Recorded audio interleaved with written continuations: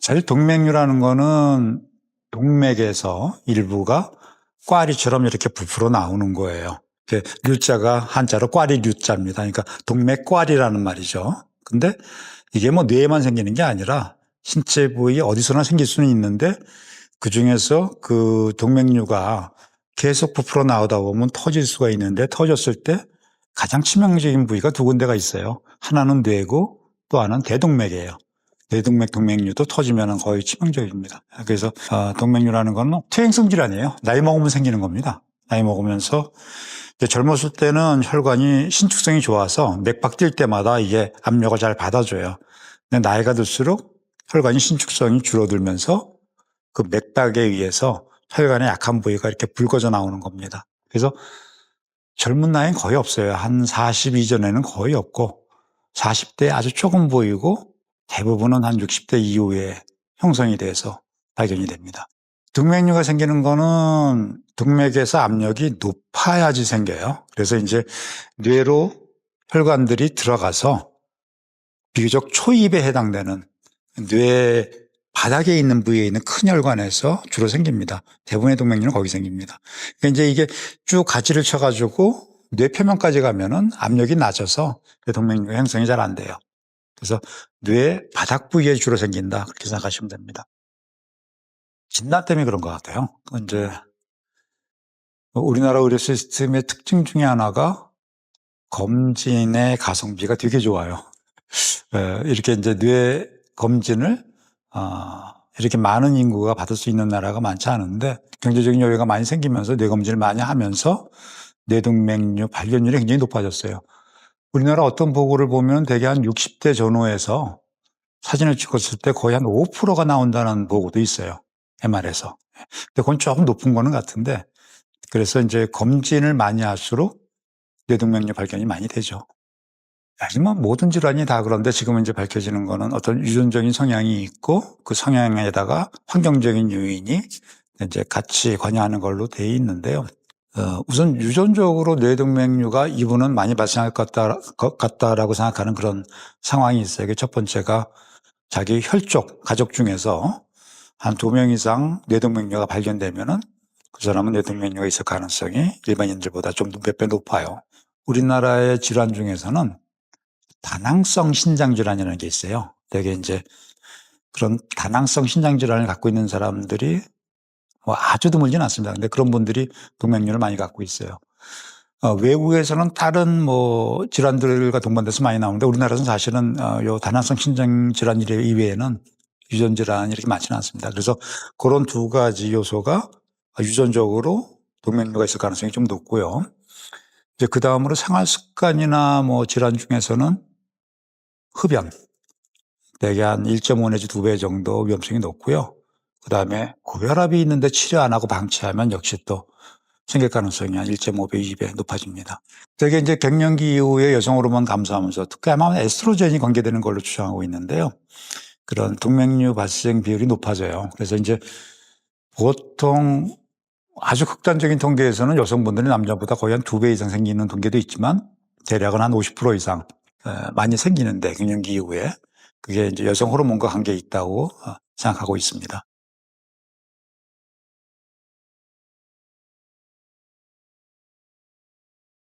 거의 없어요.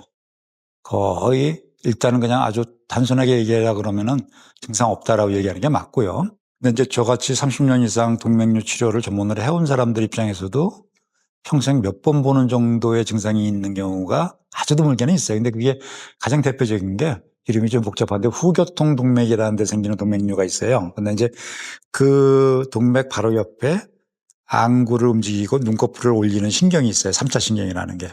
그래서 그 동맥류가 아주 커지면은 눈꺼풀이 안 올라가고 그다음에 동공이 커지는 이제 3차 신경 마비가 오는 경우가 있습니다. 아주 교과서적으로는 계속 나오는 예예요. 그 동맥류가 증상을 유발할 수 있는 경우.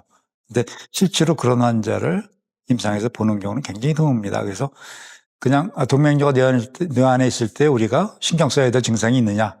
증상 없다. 이런 식으로 얘기하는 게 훨씬 더 정확해요. 그러니까 뇌 혈관을 봐야 돼요. 결국은 뇌 혈관에 그 동맥류가 있기 때문에. 근데 비교적 좀 광범위하게 보기에 유리한 거는 뇌혈관 검사, 뇌혈관 조영술이라고 그러죠. MR 뇌혈관 조영술. 이게 받기가 좀 편한 편이고요. 그다음에 이제 CT로 하는 CT 뇌혈관 조영술도 역시 동맥류를 찾아낼 수 있습니다. 하나만 하면 돼, 둘 중에 하나. 근데 보통은 MR을 많이 합니다. 왜냐하면 CT는 뼈 근처에 있는 동맥류가 잘 안 보이는 경우가 있어요. 그래서 둘 중에 하나만 하라고 그러면은 보통 MR을 하는 거를 권해드립니다. 근데 이제 어떤 분들 특별한 이유로 예를 들어서 뭐 신체에 금속 물질을 갖고 있거나 그러면 MR을 못 찍거든요. 그럴 때는 CT 혈관 검사를 하죠. 아니면 이제 보험 관계 때문에 그런 경우도 가끔 있고요.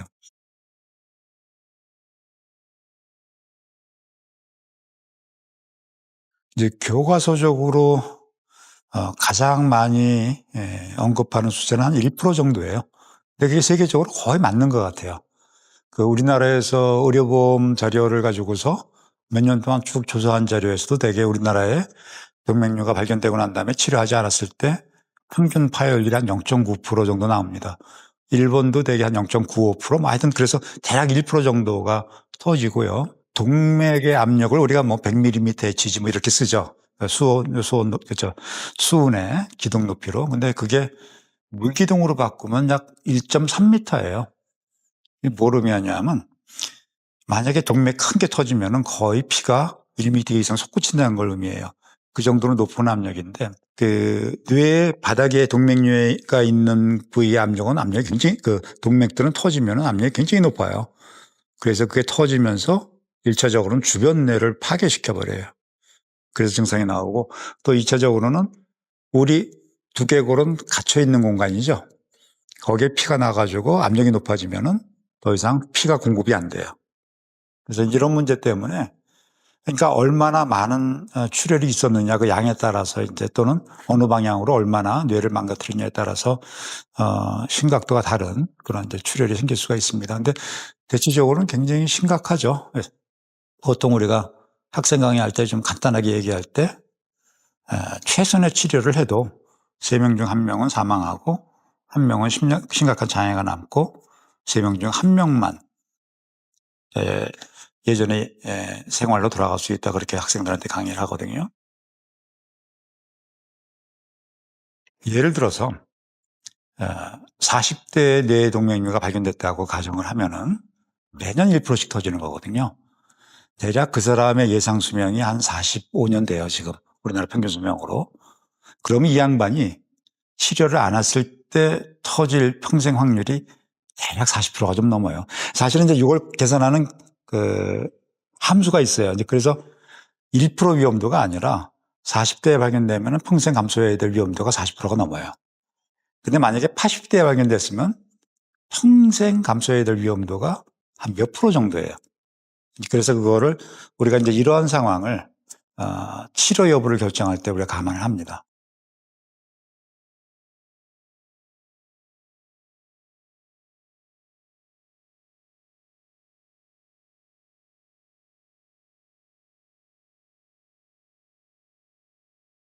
치료하는 거가 얼마나 이득이 있는지를 우리가 저울질해 보는 거예요. 한쪽은 치료하는 과정의 위험성이에요. 그러니까 이제 치료 과정에서 부작용으로 해서 장애가 생기는 분도 있고 심지어는 사망하는 분도 있어요. 보통 한 90년대 나온 문헌이긴 한데 그 교과서에서 가장 많이 인용하는 그런 문헌에서 하열되지 않은 동맥류를 치료할 때 부작용률을 대개 한 5% 정도로 언급을 해요. 그 중에 1%는 사망률이고요.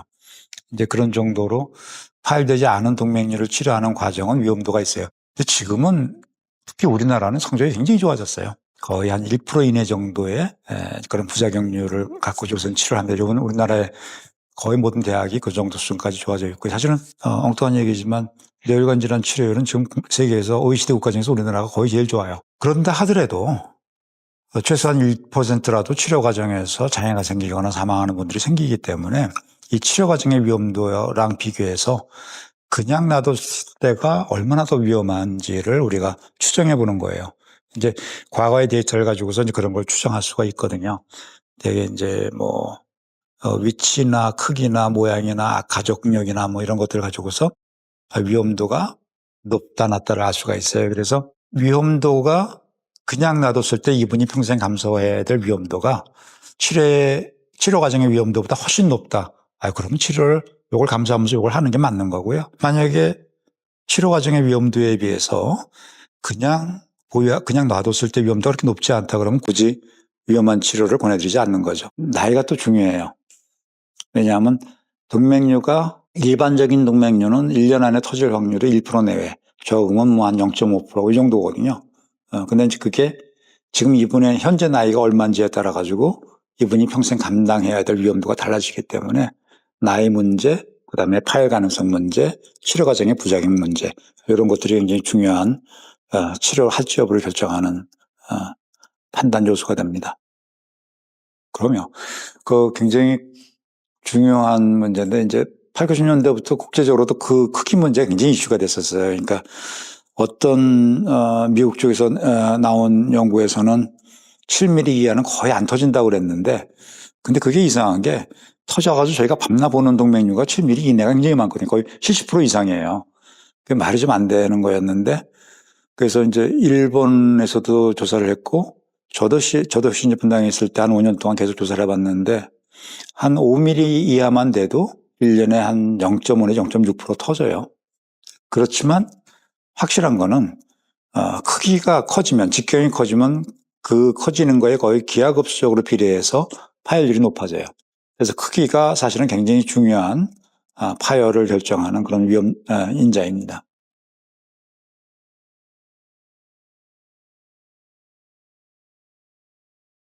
풍선 일부가 꽈리처럼 이렇게 점점 풍선처럼 커지는 게 동맥류라고 말씀드렸는데 결국은 안 터지게 하는 게 제일 중요한 거예요.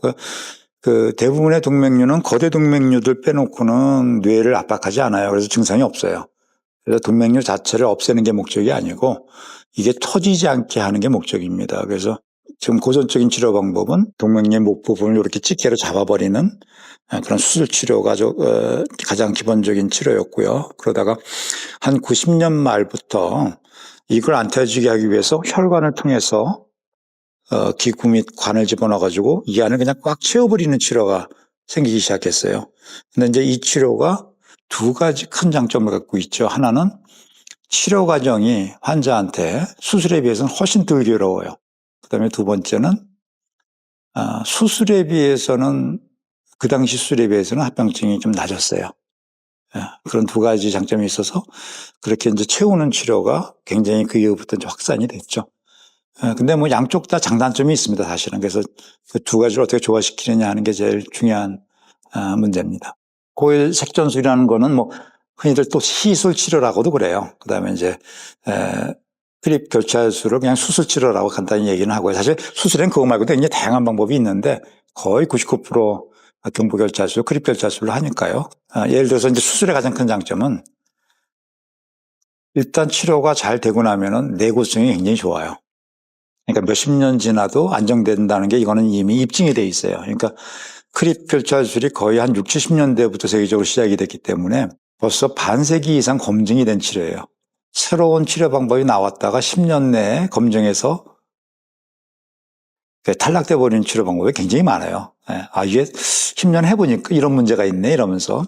근데 이제 크립 결찰술 같은 경우에는 거의 반세기 동안 이거 하고 난 다음에도 10년, 20년, 30년 후에도 굉장히 안정돼 있다는 게 이제 증명이 돼 있는 방법이고요. 이제 그거에 비해서 지금 굉장히 많이 좋아지고는 있지만 혈관내 시술 같은 경우에는 내구성이 좀 떨어져요. 그게 있고 그 다음에는 수술 같은 경우에는 뇌를 열고 들어가서 신경 사이를 비집고 들어가면서 수술을 하는 거기 때문에 합병증의 비율이 좀 높았어요. 그 중에서도 특히 표면에서 가까운 부위는 합병증이 거의 없는데 뇌에 아주 심부까지 들어가야 되는 경우가 있었거든요. 근데 그런 부위들은 표면에 비해서는 거의 한 너댓 배 정도 합병증률이 높았는데 이 시술 같은 경우에는 혈관을 통해 들어가기 때문에 표면에 있는 거나 깊은 데 있는 거나 똑같아요. 그러니까 특히 이제 깊은 데 있는 부위를 치료할 때는 수술보다 합병증이 적어요. 총괄해서 수술은 내구성이 좋고 시술은 합병증이 적다 이런 얘기를 해요. 근데 사실은 그게 강론으로 들어가면 이제 좀 세세한 다른 그 논의들을 좀 해야 되는 그런 겁니다. 그렇게 되고 그 다음에 세 번째라고 하면은 시술 같은 경우 이제 환자분들의 불편함이 훨씬 적죠. 그럼 뭐 치료하고 이틀이면 집에 가서 다시 일을 하기 시작하거든요. 예. 지금도 10분 중에서 한 3분 내외 정도? 이 정도는 수술이 더 유리해요. 이제 예를 들어서 비교적 수술이 어렵지 않은 그런 경우인데 그 시술도 수술도 다 가능하단 말이에요. 근데 이분 나이가 지금 40이에요. 그러면 이분이 치료받고 난 다음에 그 치료 결과가 한 40년 동안 안정되게 유지가 돼야지만 결과가 좋은 거예요. 그래서 되게 나이가 젊은 분들은 지금도 수술을 좀 많이 선호하는 경우고요. 그 다음에 표면에 굉장히 가까운 것들은 수술을 해도 합병증률이 굉장히 낮아요. 그래서 이제 표면에 굉장히 가까운 거 이럴 때 수술을 하고요. 또 시술 같은 경우는 아주 이제 지금은 여러 가지 보조 기술이 있긴 있지만 그렇지만 가장 기본적인 거는 동맥류 안에다 꽉 채워놨을 때 그게 안정되게 그 자리에 있어야 돼요. 그러려면 동맥류가 호리병처럼 목이 좁은 풍선의 모양을 유지하는 게 유리해요. 근데 목이 굉장히 넓어서 이런 동맥류이면은 이 경우에는 그냥 수술 쪽이 더 유리합니다. 그런 식으로 이제 뭐 모양이라든지 위치라든지 나이 같은 걸 따져서 이분한테 치료를 했을 때 평생 어느 쪽이 더 유리하냐 이런 걸 가지고서 따지는데 지금 현재는 한 10명 중 2~3명 정도가 수술이 더 유리합니다.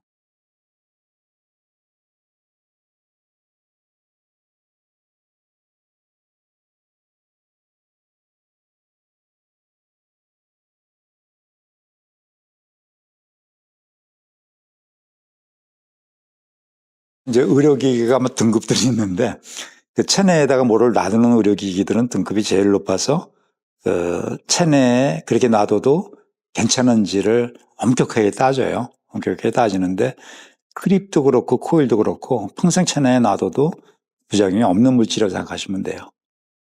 그래서 실제로 또 하나 그러면 이제 그 안에 뭐가 있으니까 그게 뭐 흔들리면서 문제 생기지 않을까. 좀 수천 년 치료를 했지만 아직 흔들려서 문제되는 거 못 봤어요. 그런 식으로 사실은 무게도 이렇게 흔들려서 문제될 정도의 무게는 아니고요. 그다음에 그거 자체가 생체 내에 계속 평생 갖고 있어도 문제가 안 되는 그런 물질입니다. 그게 이제 가장 나쁜 게 크립에서는 이게 빠져버리는 거예요. 빠져버리는 거고 코일도 그게 빠져나가는 경우도 있고 근데 이제 코일은 그거보다는 더 흔한 게 우리가 이제 이런 동맥류에다 코일을 채울 때 그 용량이 만약에 100cc면은 코일 100cc를 채우지를 못해요. 코일과 코일 사이에 틈이 생겨요. 그래서 한 30%만 채워도 굉장히 많이 채운 거예요. 성공적으로 채운 거거든요. 시간이 지나가면서 이게 컴팩션 된다고 그래요. 안으로 꽉 더 이제 밀려 들어가면서 이렇게 공간이 생기는 경우가 있어요. 그리고 이제 아까 말씀드렸던 크립은 제일 무서운 게 실제로 우리가 잡아놨던 게 이게 빠지는 경우가 있어요. 보통은 잘 안 빠지는데 예를 들어서 여기에 동맥경화 같은 게 있고 그래가지고 이게 꽉 잡히지가 않으면은 빠지는 경우들이 생길 수가 있습니다. 근데 그런 것들이 생기는 경우들이 사실은 1~2% 굉장히 작아요. 그래서 이제 그거를 미리 그거를 걱정해. 그러니까 동맥류가 1년에 치명적인 출혈이 생길 확률만 해도 1%인데 한 5년, 10년 후에 한 1% 문제 생기는 거를 가지고서 치료 여부를 결정하는데 결정적인 이유로 쓰지는 않아요. 그렇지만 그것 때문에 시술을 하건 수술을 하건 정기검사를 보내드려요. 되게 뭐 1년, 2년, 길게 되면 한 5년에 한 번 이런 식으로 이제 정기검사를 꼭 해서 그런 문제가 생기면은 바로 추가적인 조치를 합니다.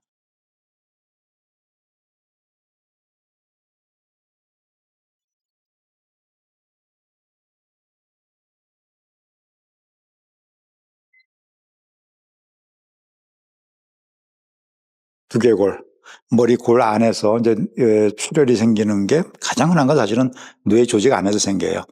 그런 걸 흔히들 우리가 그냥 고혈압성 출혈이라고 얘기는 하는데 사실은 고혈압이 없어도 생겨요. 다만 고혈압이 있는 사람이 더 잘 생기는데 그거는 뇌 조직 안에 있는 혈관들이 나이가 먹으면서 퇴행성 변화가 오면서 약해져서 터지는 거예요. 그래서 보통 고혈압성 출혈은 거의 다 뇌 조직 안에서 출혈이 생겨요. 그 지주막혀 출혈은 그거랑은 조금 출혈되는 위치가 다른데 우리 뇌라는 올간이 3개의 막으로 둘러싸여 있다고 해부학적으로 얘기를 해요. 근데 그 3개 막 중에서 중간에 있는 막을 지주막이라고 그래요. 지주막이라는 게 원래 거미줄로 짠 막이라는 뜻이에요. 그 거미줄처럼 얇은 실로 짠 듯한 막이 있어요. 그 막과 뇌 사이에는 뇌척수액이라고 그러는 물이 있어요. 그래서 지주막 안에 있는 뇌척수액 물에 뇌가 둥둥 떠 있는 형상이에요. 그렇게 돼야지 뇌가 보호가 되거든요. 이제 그렇지 않으면 우리가 쾅 때리면 충격이 바로 뇌로 가죠. 동맥류가 뇌로 들어와서 큰 동맥에 주로 있다고 그랬는데 그 동맥들이 전부 다 지주막하 공간에 있어요. 그게 이제 막 가지를 쳐서 가면은 나중에 이제 뇌로 들어가기 시작하지만 동맥류가 생기는 부위들은 거의 다 뇌척수액에 둥둥 떠 있는 그 지주막하 공간이라는 데 있어요. 거기서 동맥류가 터지면은 뇌 속으로 들어가는 경우도 있지만 그 경우는 좀 드물고요. 대부분 지주막하 공간에 피가 고여요. 그러니까 이제 뇌를 싸고 있는 표면에 고이는 거죠. 보통 동맥류가 터졌을 때는 뇌 조직 안에 출혈이 생기는 경우보다는 가장 기본적으로 지주막하 공간에 출혈이 생기기 때문에 그거를 이제 지주막하 출혈이라고 합니다. 보통 지주막하 출혈은 뇌동맥류 파열 말고도 이제 외상성으로도 생기는 경우도 있고 그래요. 근데 거의 뭐 한 95% 이상 지주막하 출혈의 원인은 뇌동맥류 파열입니다. 이제 그게 터지는 거는 어마어마한 충격이에요, 사실은. 뇌라는 조직은 실제로 우리가 수술하면서 이렇게 보면은 우리 이제 주변에 있는 물질이랑 비교하면 거의 두부 같아요. 그 정도의 강도를 갖고 있는 물질이거든요. 근데 그거를 갖고 있는 물질에서 물을 거의 한 1.3m까지 쏘아 올리는 압력이 출혈이 생기면은 굉장히 큰 충격을 주죠. 우선은 그게 터지면서 바로 주변 뇌에 충격을 주는 게 첫 번째 있고요. 그 다음에는 그 지주막하 공간에 출혈이 많이 생기면은 이 두개골 안에 압력이 높아져요. 근데 피가 가려고 그러면은 심장 쪽에서 쏘고 있는 압력보다 여기 압력이 낮아야지만 피가 순환이 되거든요. 근데 그 두개골 안에 막 출혈이 생겨서 압력이 높아지면은 피가 못 올라가요. 굉장히 이제 그 출혈이 심할 때는 그런 뇌혈액순환 장애가 생기는 문제가 있고요. 그 다음에는 만약에 그 터진 방향이 뇌 조직을 향하는 방향으로 터졌다 그러면 뇌 안쪽으로 출혈이 생겨요. 터졌을 때 충격, 그 다음에 뇌 압력의 증가, 그 다음에 뇌 조직 속으로의 출혈, 뭐 이런 걸로 통해 가지고 뇌 기능 장애가 나타날 수 있어요. 예, 이제 통계는 논문마다 다 다르긴 해도 대략 우리가 교과서적으로 가장 많이 이제 학생들한테 강의할 때 얘기하는 게 한 1개월 내에 그냥 놔두면 50% 이상에서는 재출혈이 된다. 또 재출혈 되면서 최소한 50% 이상은 사망한다. 뭐 이런 얘기를 해요. 실제로 이제 출혈이 생겼을 때 보통 한 15% 정도는 거의 현장에서 사망을 해요. 그거는 이제 뭔가 하면 혈관이 터졌는데 지혈이 안 되는 거예요. 그래서 그냥 압력이 너무 높아지는 거예요. 그러면 바로 뇌혈액순환이 중단돼 버리거든요. 이제 그러면은 그게 이제 뇌사의 진단 기준 중에 하나가 뇌혈액순환이 없는 거거든요. 그 터진 동맥류의 위치나 주변 상황에 따라서 어떤 분들은 조금 피가 나다가 이 출혈된 부위가 지혈이 돼요. 그래서 이제 피가 멎어는 있는데, 근데 이게 구멍이 난 부위가 없어진 건 아니거든요. 이제 피가 응고돼가지고 이렇게 살짝 덮고 있는 거예요. 근데 시간이 지나면 그게 녹아요. 응고됐던 혈액들이. 그럼 그게 다시 열려가지고 터지는 거거든요. 수술이나 시술을 통해서 그걸 완전히 막아버리지 않으면은, 최소한 또 2명에 1명 이상은 한 달 이내에 다시 터집니다. 그리고 그게 최악의 경우에 해당이 되는 거죠.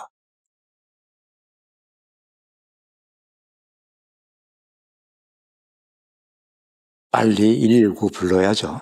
사실 그거 외엔 답은 없는데요.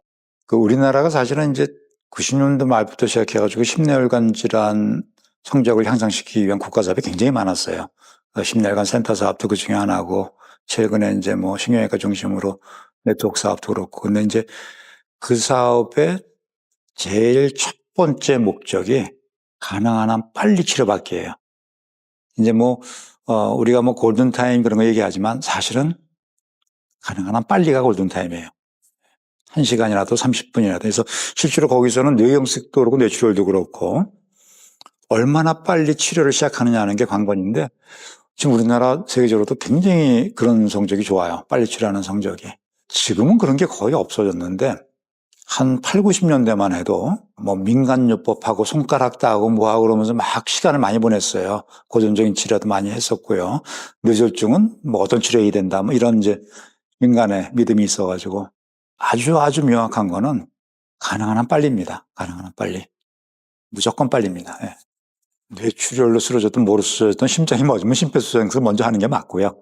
그건 당연히 맞는 건데 이제 다만 이게 진짜 뇌출혈이 있는 건지 없는 건지 여부를 판단하는 거는 사실 굉장히 중요해요. 특히 이제 뭐 응급 후속 요원들이라든지 그런 요원들은 다 그런 교육을 받아야 되는데 그래서 뇌출혈의 기본적인 그런 증상들에 대해서 일반인들한테 우리가 홍보를 많이 사실은 했는데 가장 흔한 건 우선 마비죠.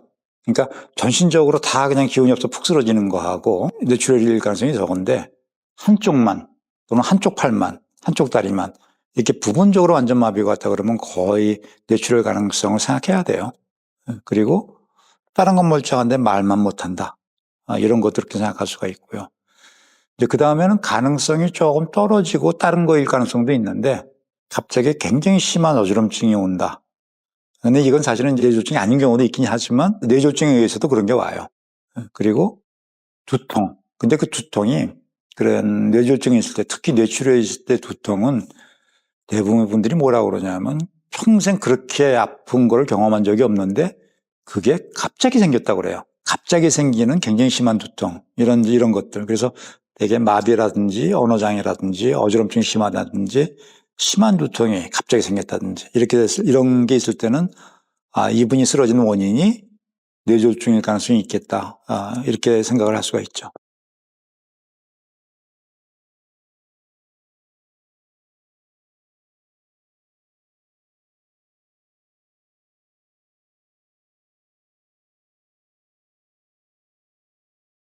뇌출혈, 뇌동맥류, 뇌경색 전부 다 퇴행성 질환이에요. 퇴행성 질환이라는 거는 나이 먹으면서 생기니까 어쩔 수 없는 면도 있지만 한편으로는 관리하면 그 퇴행성 변화가 오는 속도를 몇 배 늦출 수가 있어요. 예를 들어서 고혈압 같은 경우에 그걸 방치하면은 동맥류가 생기거나 터질 가능성이 좀 크게 얘기하면 거의 2배가 높아져요. 어떤 논문에서는 고혈압을 방치하면은 뇌경색 생길 가능성이 뭐 거의 7배까지 차이가 난다 그런 경우도 있어요. 사실 이제 보통 대부분의 논문은 그보다 좀 적긴 한데 그게 의미하는 거는 고혈압이 있는데 치료만 해도 거의 모든 뇌졸중을 최소한 거의 2배 이상 느리게 만들 수가 있다는 걸 의미해요. 근데 당뇨도 그렇고 고지혈증도 그렇고 또 우리가 이제 생활 습관에서 흔히 얘기하는 뭐 운동하고 체중 관리하고 식이요법하고 이런 것들이 다 사소해 보이고 실감이 안 나지만 사실은 그거를 제대로 조절하는 사람들은 엄청나게 뇌동맥류, 그다음에 뇌경색, 뇌출혈이 생길 수 있는 가능성을 낮추는 거예요. 세게 얘기를 하면은 뇌혈관 질환은 예방이 가능한 질환이에요. 대부분의 경우가. 이제 그 검진이 사실은 제가 보기에는 세계적으로 우리나라랑 일본이 뇌혈관 검사를 하기 위한 조건이 제일 좋아요. 좀 비정상적인 방법으로 MR 찍는 방법이 있어요. 거기 의사들한테 얘기 들어보면. 근데 그건 좀 싸게 찍을 수가 있는데, 정상적으로 MR 찍는 거는 우리나라보다 한 8배, 10배 비싸요. 뭐 판독료만 몇백만 원 나가고 그러니까. 그래서 이제 미국에서는 정상적인 방법으로는 MR을 찍는 게 거의 불가능해요. 불가능한데, 우리나라는 이제 건강검진 과정에서 조금 여유 있는 분들은 꽤 요새 많이 검사를 해요. 그래서 이제 발견이 늘어나는 거고. 근데 일본은 80년대 말 90년도 초에 이제 브레인 독이라는 게 배가 들어와서 검사하고 그러는 이제 독을 말하는 거예요. 그래서 브레인 독 프로젝트 그래가지고 그때 가장 중요한 건 뇌혈관 검사였어요. 뇌혈관을 검사하자 이런 막 붐이 불었어요. 그래가지고 그 브레인 독 소사이어티가 지금까지도 일본에서 계속 활동을 하고 있어요.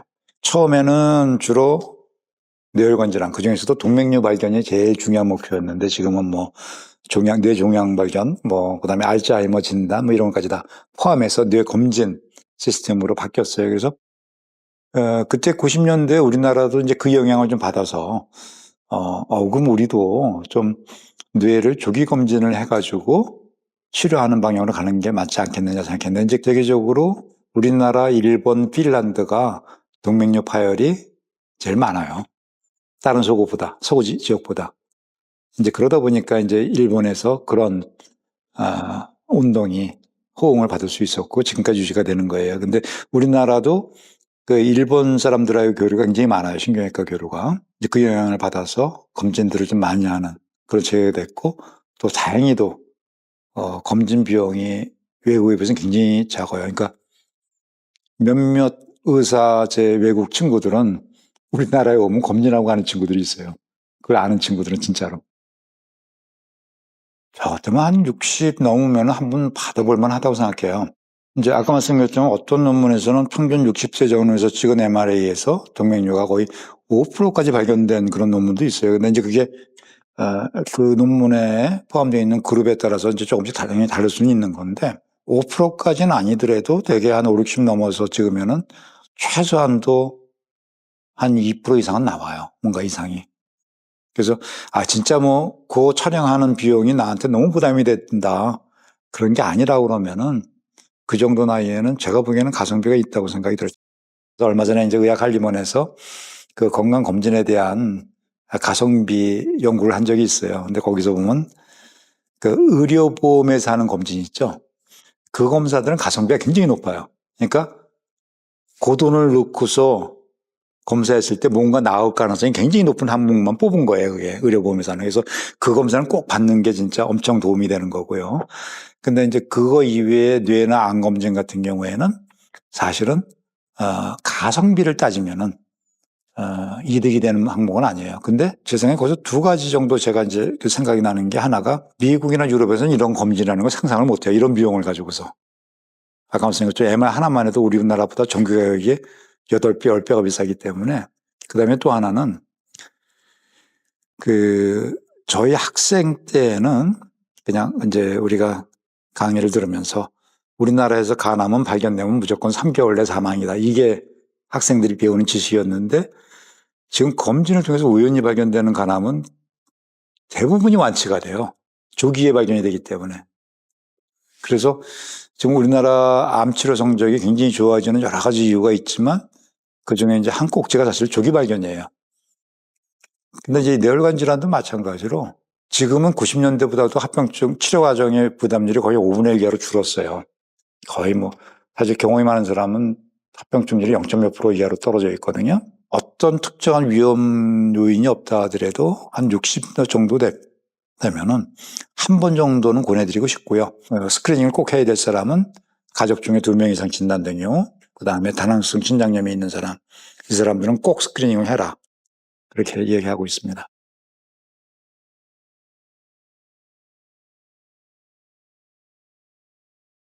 버려야 될 것 첫 번째 흡연이죠, 뭐. 근데 이제 사실 저도 소위 말하는 꼴초였어요. 우리 레지던트 때는 뭐 담배 안 피는 사람들이 하나도 없었는데 80년대 지나고 90년대 초만 해도 미국 의사들도 담배를 많이 폈어요. 근데 이제 그때부터 집중적으로 이 담배가 뭐가 나쁜지 이런 논문들이 막 쏟아져 나오기 시작했어요. 그래서 한 90년도 말에 미국 가서 담배 피면 의사들끼리는 진짜 저 사람 의사야? 막 이런 얘기를 하는 분위기로 바뀌어버렸거든요. 뭐, 한 80년대 우리나라 문화가 거의 남자들은 담배를 펴야 되는 거였으니까요. 그러다가 이제 그런 상황을 보고서 이제 저도 담배를 끊은 거였죠. 근데 사실 담배는, 뇌혈관 질환, 심장혈관 질환, 암, 모든 거에서 너무너무 많은, 해악을 끼쳐요. 그래서 이제 담배 끊으라는 말을 제일 먼저 해드리고 싶고요. 이제 그 다음으로는 뇌혈관 질환은 상당 부분이 예방 가능한 퇴행성 질환이에요. 고혈압, 당뇨, 콜레스테롤이 있는데 방치하면은, 그 방치하는 것 때문에 금방 문제가 생기지는 않는데 혈관이 나이 먹는 속도가 몇 배 빨라져요. 이거 하나하나마다. 뭐 여러 가지가 있으면 거의 뭐 10배 이상 빨라질 수도 있다고 생각하시면 돼요. 그거를 방치하면. 그래서 그러한 고혈압, 당뇨, 콜레스테롤 생기면 반드시 치료하시라는 거. 약 안 먹고 버티겠다는 사람들 꽤 있거든요. 그런 잘못된 판단하지 마시라는 거하고, 그다음에 이제 생활 습관들이요. 우리가 뭐 아주 상식적이죠. 운동, 체중, 식사 이게 가장 중요한 것들이죠. 근데 이런 것들을 통해 가지고 실제로 뇌졸중은 상당 부분 예방보다는 늦춰지는 거예요, 사실은. 제가 80년대 학생 때 이제 주말이면 뭐 유천 진료를 나갔었는데 그 진료 서클을 하면서 그러면 그 동네에 한 환갑 넘은 노인 중에서는 뇌졸중들이 그때마다 굉장히 많았어요, 우리나라. 근데 지금은 그게 거의 한 10년, 15년 늦춰졌다고 생각하시면 돼요. 한갑이 아니라 거의 7, 80 이후로. 이제 그 이유가 이런 것들을 관리하는 게 지금 많이 좀 상식화됐기 때문이거든요. 그래서 뇌혈관 질환에 관한 한 이러한 위험 인자를 관리해 가지고 예방 또는 상당 부분 10년, 20년 늦출 수가 있다. 이제 그게 제일 중요한 아마 메시지가 될 것 같습니다. 그런 현상이 우리나라에서 아주 명확하게 나타나고 있고.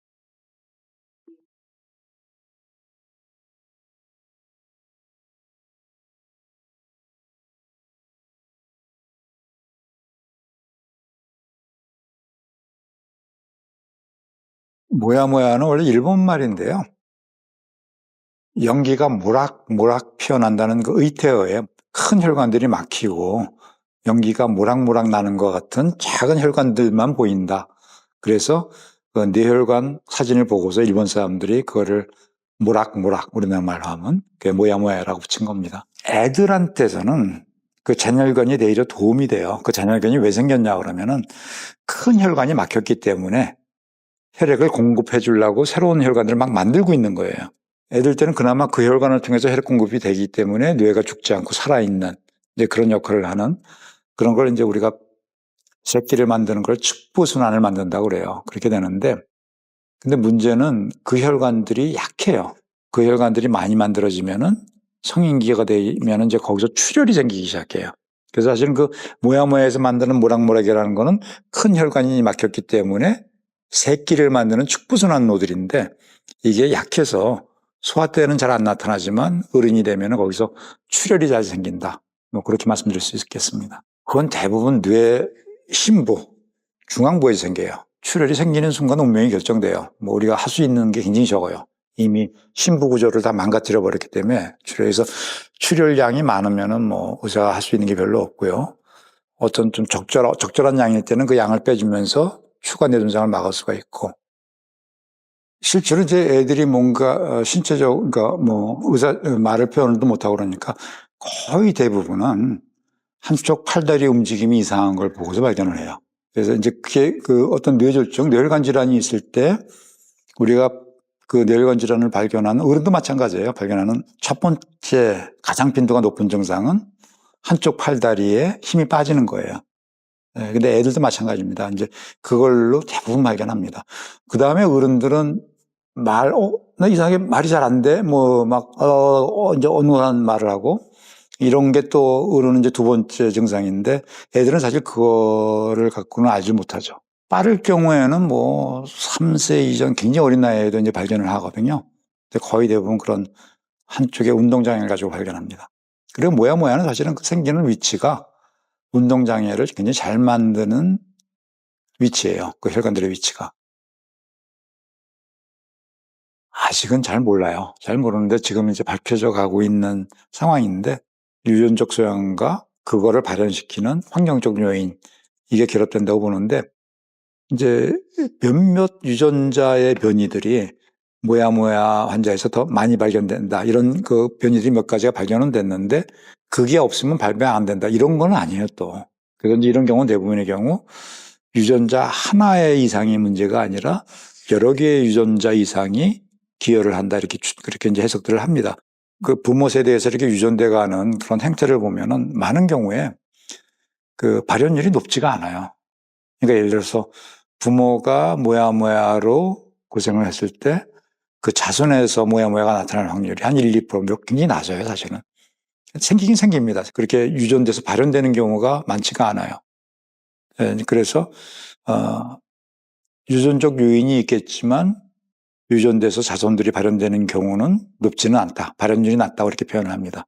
제가 이런 말씀을 가끔 드리는데 우리가 뭐 드라마 같은 데서 어떤 상황의 급격한 반전을 얘기할 때 막 굉장히 잘 나가던 사람이 갑자기 뇌종양이 생겼다. 그렇게 생각하면은 야 어째 저런 일이 이렇게 얘기를 하잖아요. 그 뇌종양 생길 확률이 1년에 한 10,000 정도 돼요. 10,000명에 1명이에요. 모야모야 진단받을 확률이 1년에 10만 명이 하나예요. 그러니까 이제 우리가 흔히 상식적으로 어찌 그런 일이 생길 수가 있어라고 생각하는 희귀한 상황보다도 훨씬 더 희귀한 질환이 모야모야 병이에요, 사실은. 그래서 이제 그런 아주 희귀 질환이기 때문에 사실 그래서 연구가 어려워요. 왜냐하면 어느 정도 빈도수가 많아야지 우리가 그 상황들에서 정보를 얻어가지고 뭔가 유용한 지식을 추출해낼 수가 있는 건데, 모야모야병이 빈도수가 원체 작다 보니까 그런 지식의 발달, 그거에 대한 우리가 알고 있는 지식의 발달이 이렇게 빠르지가 않습니다. 유전적으로 우리나라, 일본이 굉장히 비슷해요. 그리고 이 모야모야병에 관한 그 유전자 조사를 한 걸 쭉 보면은 재미있는 게, 같은 동양계인데도 중국의 중앙 지역들, 중화민족들, 그 친구들은 우리하고 또 유전자 프로파일이 달라요. 그래서 보면은 그 만주 지역하고 우리나라하고 일본이 유전 성향이 굉장히 유사해요. 그거는 우리가 짐작할 수 있잖아요. 역사적으로 어떻게 사람들이 이전해 갔다는 거. 특히 이제 일본의 지금 주류 민족들이 어떻게 이주해 갔는지 우리가 뭐 어느 정도 좀 알고 있잖아요. 그래서 유전적인 상황이 굉장히 유사하고, 이 모야모야도 만주 지역, 우리나라, 일본 여기만 그렇게 많아요. 아시아 지역에서도. 중국도 중화 지역에는 거의 없고, 인도네시아, 필리핀 이런 데 굉장히 적고 그래요. 민족이 형성되면서 유전자가 이렇게 흘러간 것 같아요.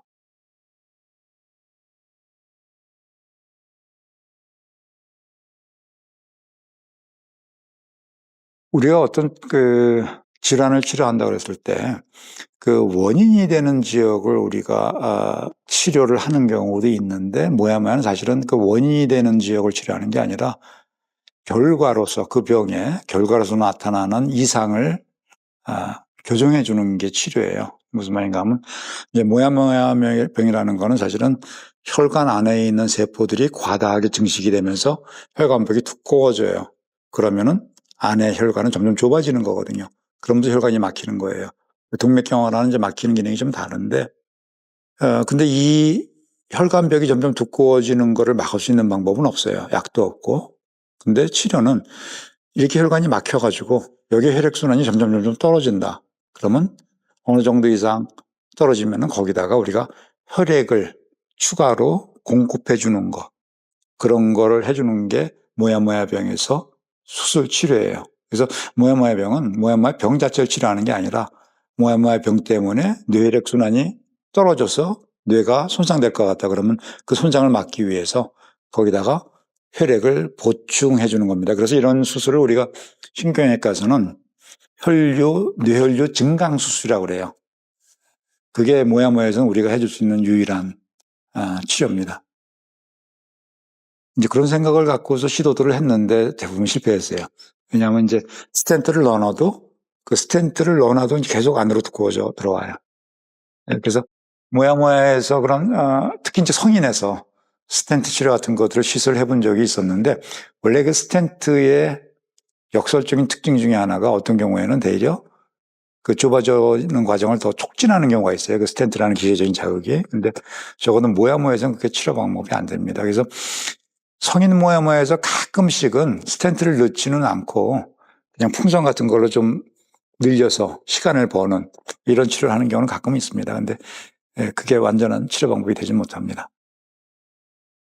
좀 개별적인 기억보다, 작년에 제가 서울대에서 종년퇴임을 하면서 마지막 한 몇 달 동안은 이제 환자분들한테 이제부터는 제가 진료를 하지 않고 제 제자 교수들이 진료를 할 겁니다라고 얘기를 했는데, 그러면 이제 하루에 한 2번 정도는 꼭 눈물을 흘리세요. 눈물을 흘리시는데 그분들 대부분이 모야모야 환자였어요, 사실은.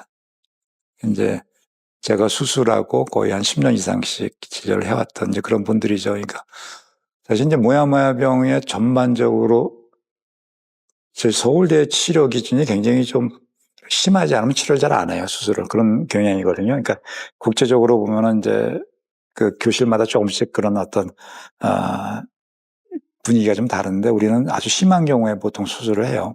이제 그분들 보면은 대부분 수술 전까지 상당히 심한 장애가 계속 반복적으로 나타났던 분들이 수술하고 난 다음에 아주 극적으로 그게 없이 지냈고, 성공하면 대부분 뭐 몇십 년 동안 계속 괜찮거든요.